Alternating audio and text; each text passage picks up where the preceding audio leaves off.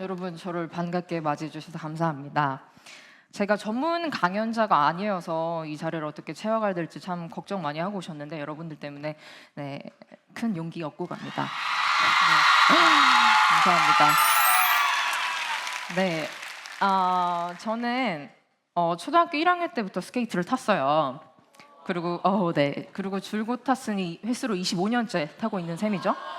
네, 사실 한 직업을 25년 동안 유지한다는 자체가 생각만큼 쉽진 않아요. 그렇죠? 숱한 부침과 슬럼프, 그리고 부상의 악재까지 많은 고비들이 있었는데요. 그때의 이야기들을 들려드리고자 합니다. 네, 저는 초등학교 1학년 때 지금도 있는 잠실 롯데월드 아이스링크에서 처음 스케이트를 신었어요. 그땐 친오빠가 먼저 스케이트를 배우고 있었거든요. 초등학교에 입학한 후에는 특기 활동으로 꾸준히 하면서 점점 재미를 붙여갔어요. 근데 그 얼음 위에 올라가자마자 제가 웬만한 애들은 다 제끼고 앞으로 막 나가고 제가 봐도 너무 잘하는 거예요. 네, 일단 재능은 확인한 셈이죠. 그때부터 승부욕이 강했던 저는 스케이트를 열심히 탔어요. 남녀 구분 없이 웬만한 애들은 다 제꼈고 그리고 1등 하는 게 당연한 줄 알았어요. 저는 타고난 줄 알았거든요. 그러다 보니 선생님의 권유 그리고 부모님의 전폭적인 지지로 인해서 자연스럽게 선수가 되어서 시합에 나갔는데 막 성적을 내고 하니까 주변에서 스케이트 신동이 나타났다 이렇게 칭찬을 해주시니까 그냥 좋았어요. 그때부터 일기에 국가대표가 돼서 이름을 빛내고 싶다라고 쓰기 시작했던 것 같아요. 그러다가 하루는 3학년 연습 도중에 넘어졌어요. 스케이트 날에 얼굴을 찍히는 사고를 당합니다. 네, 오빠들 뒤를 따라가는 연습을 하다가 앞에 있던 오빠가 스케이트 날을 높게 들어서 제 얼굴이 찍힌 거죠. 그 당시 너무 크게 다쳐서 너무 무섭기도 했고 그런 기억이 너무 크게 남아서 그 이후에는 스케이트를 못 신겠더라고요. 트라우마가 생기게 된 거죠. 그래서 저는 다시 스케이트를 타지 않으려고 했어요. 근데 또 참 제가 웃긴 게 저희 친오빠가 스케이트 선수이다 보니 스케이트장을 또 따라가게 되잖아요.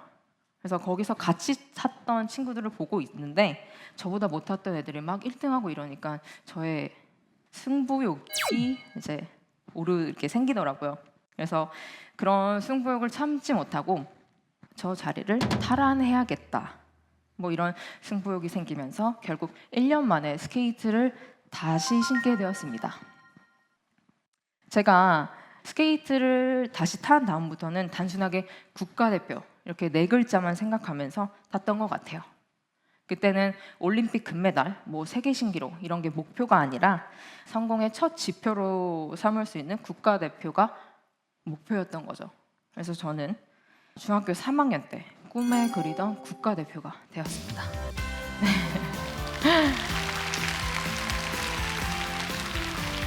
네, 감사합니다. 저는 그렇게 생각해요. 아마 첫 목표가 올림픽 금메달 혹은 세계 신기록이었으면 스케이트를 탔어도 금방 또 그만뒀을지도 몰라요. 너무 멀고 어려운 목표는 사실 잘 안 보이잖아요. 물론 국가대표도 굉장히 어려운 목표였지만 그래도 저한테는 도전할 만한 목표였던 것 같아요.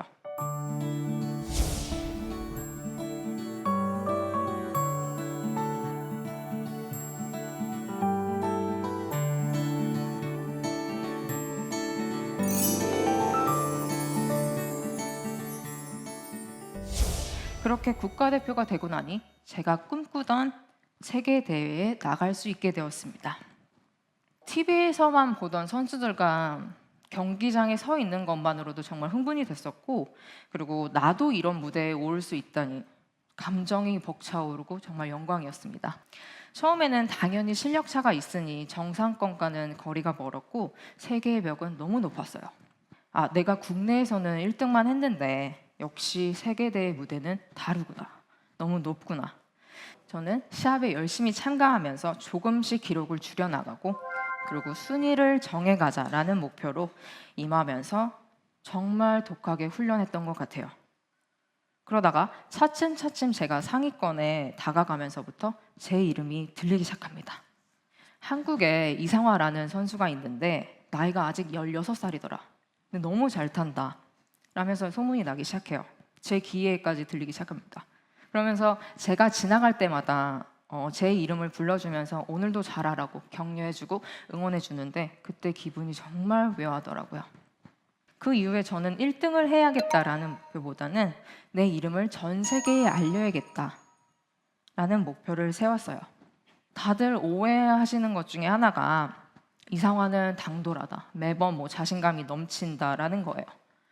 저도 사람인지라 모든 대회에서 떨었고 그리고 매번 실수할까 봐 두려웠습니다.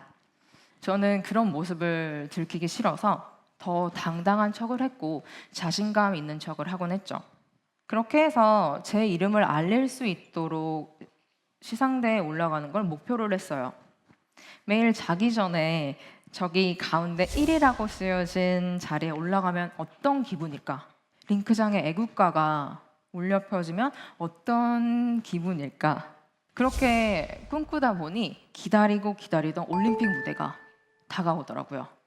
여러분들은 잘 모르실 수도 있겠지만 저의 첫 올림픽 도전은 2006년 토리노 올림픽이었습니다.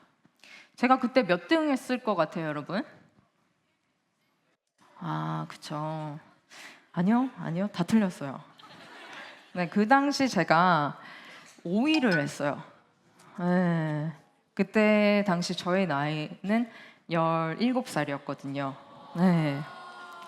그때 정말 많이 울었던 것 같아요. 올림픽 무대는 제가 생각했던 거와는 너무 달랐습니다. 정말 큰 무대였죠. 많은 생각이 들더라고요. 자세를 바꿔볼까? 운동량을 늘려볼까? 그렇게 많은 생각들 중에 고른 것은 다시 처음부터였습니다. 모든 기초가 중요하잖아요. 그러다 보니 저에게 결과물이 생깁니다. 2007년 동계 아시안 게임에서는 동메달을, 그리고 2009년 동계 아시안 게임에서는 금메달을 땄습니다. 네.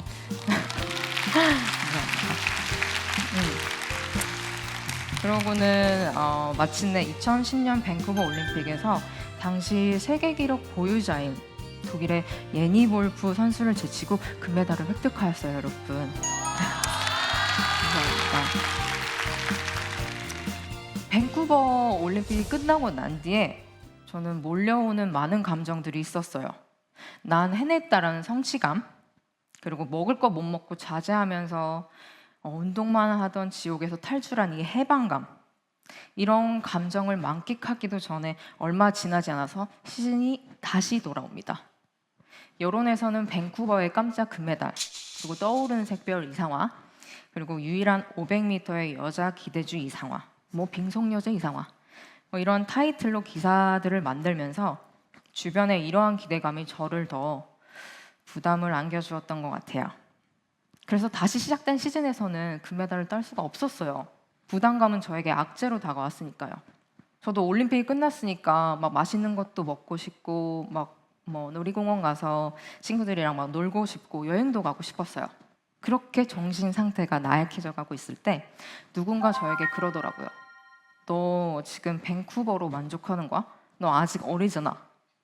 이런 얘기를 하더라고요. 왜 나는 겨우 목표를 하나 이뤄놓고 그 다음 목표까지 생각하지 않았을까라는 생각이 들었어요. 그래서 저는 다시 올림픽에 도전하는 계기가 되었습니다. 네, 여러분, 저에게 뜻하지 못하는 일이 찾아옵니다. 운동선수들을 가장 위협하는 큰 적, 스케이트 선수에게 무릎 부상은 정말 큰 장애물이었습니다. 근육의 피로가 급증하면서 관절의 정렬들이 깨지고, 그리고 그로 인해 무릎, 연골의 손상을 초래하게 되었어요. 그래서 스피드 스케이팅 자세를 취할 수 없게 되었죠. 그리고 심한 통증으로 인해서 수술을 해야 되는 이런 상황에 닥치게 되었습니다. 스케이트 선수에게 정말 치명적인 일이었겠죠, 여러분? 여러분들은 저를 보시면 제가 힘든 일이 왔을 때 어떻게 이겨낼 것 같아요, 여러분? 담담하게. 그쵸. 제가 사실은 보기보다는 굉장히 속마음은 열이 납니다. 그래서 방에서 엄청 많이 울었어요. 왜냐면 내년이 바로 올림픽인데 이렇게 부상이 나를 올림픽을 못 가게 되는 것일까라는 이상한 생각들도 보고 부정적인 생각들이 저를 많이 괴롭혔어요. 그래도 여기서 포기할 수 없었던 게 저는 꾸준히 또 다른 목표가 있었고, 그리고 저는 부상이라는 핑계를 대고 싶지 않았어요. 그래서 저는 지금 제가 놓여 있는 현실을 인지하고 스케이트와 흡사한 근육을 쓰는 사이클 훈련으로 대처를 했어요. 무릎이 아파서 스케이트를 못하는 대신 사이클로 운동량을 늘리고, 그리고 무릎 주변 강화 훈련을 시키고 무릎 주변의 근육을 더 크게 만들었습니다. 그래서 저는 좌절하기보다는 해결 방법을 찾아서 목표를 이루기 위해 나아가는 방향으로 선택을 했습니다. 그래서 다시 한번 찾아온 초심은 저에게 세계 신기록이라는 선물을 주었습니다. 정상을 지키기 위해서 남들 하나 할 때 2개를 해야 했고, 그리고 남들 쉴 때도 저는 운동을 더 해야 했습니다. 그리고 1등만 하고 정상만 지켰던 평탄했던 저의 앞길에 라이벌이 나타납니다.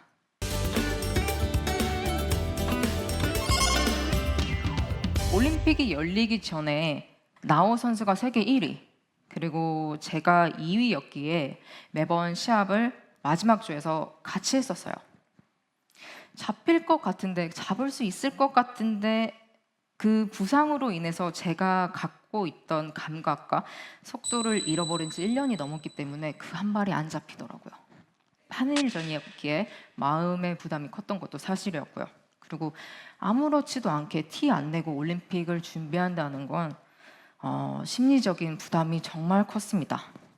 그리고 나호 선수의 몸이 너무 좋을 때라 저도 그 기분을 잘 알잖아요. 얼마나 즐겁겠어요. 타면 1등인데. 그래서 저는 그래, 너 즐겨라. 나 다 해봤던 거다. 어차피 중요한 건 올림픽이었으니까요. 그래서 지금은 결과보다 과정이 중요하다라고 생각을 하고, 올림픽이 열리기 전에 있던 모든 시합들에 난 나고 넌 너야 라는 마인드 컨트롤을 하면서 라이벌이 아닌 자신과의 싸움을 이어갔습니다. 이유를 따지지 않고 그냥 하는 것, 그리고 노력은 지지 않는 것, 이렇게 한다면 어느 분야에서든 성공할 수 있지 않을까요? 어쨌든 저는 일본 선수 덕분에 목표의식이 생겨서 한국에서 열리는 평창올림픽에도 참가할 수 있게 되었습니다. 지금의 저는 은퇴를 했지만 아직도 나는 나라는 자신감을 되새기면서 계속해서 목표를 향한 발걸음을 내딛고 있어요. 누군가가 지켜보고 있을 때 우리 행동에는 변화가 오는 것 같아요. 주변 사람들에게 자신의 목표를 공유하세요. 그리고 하루 동안 자신이 이뤄낸 성과를 또 공유하세요.